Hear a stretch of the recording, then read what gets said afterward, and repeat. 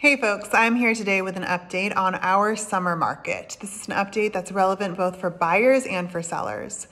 The question everyone is asking is, how do we come up with the value of a home? We have these spring prices that were really historically high, and summer tends to be a slightly sleepier season, and both buyers and sellers are wondering, what can I expect to sell my home for? And from a buyer's perspective, what can I reasonably offer and still be competitive? So let's start with the buyer perspective first, and then we'll talk about sellers. So as you know, Alyssa and I represent lots of buyers in our market. We love buyers. One of the things that we love is when a buyer is ready to make an offer. They've gone through the disclosures, they've visited the home several times, they're really ready, and they're asking us what our advice is. We use a number of different data points to come up with our guidance on what we think a competitive offer can be. And historically, one of the strongest data points is comparable sales. What have homes like this one sold for recently? Homes with the same characteristics.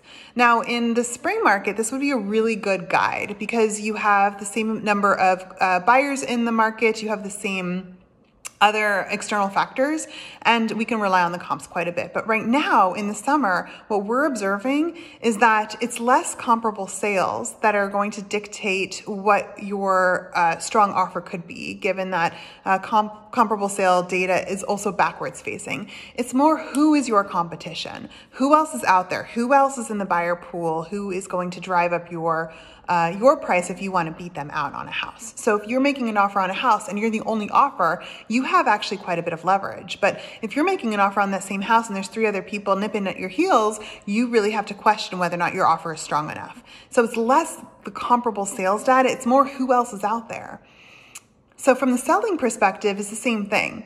If you're going to list your home right now, the best thing that you can do to drive the sales price is to get the most number of people in your home. That's a combination of marketing. It's a combination of listing it at the right price. A home that's listed too high will drive people away. You need to list it low enough that you're getting people in the door, you're getting people to the open houses, you're getting people entering into that home that otherwise thought maybe they didn't have a chance. And then once they fall in love, they find the resources, they find a way to be competitive. And if that buyer that I just described has competition, they're going to get hungry, because these are buyers who have maybe tried a number of times in the spring market.